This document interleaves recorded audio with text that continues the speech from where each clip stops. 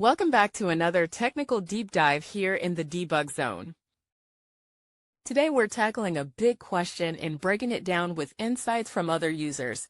Hopefully this clears up some misconceptions and helps you get the answer you need.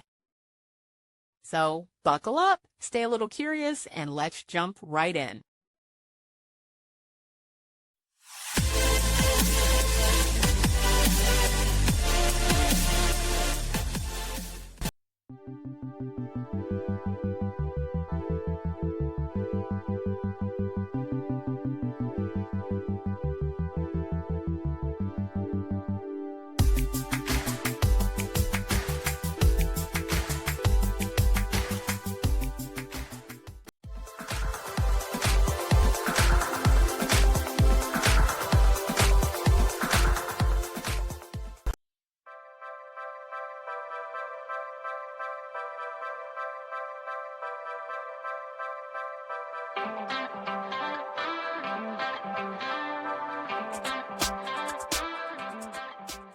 And that's a wrap.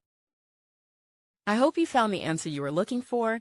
If you did, take a second to hit that subscribe button. It really helps out. And let me know in the comments which solution worked best for you.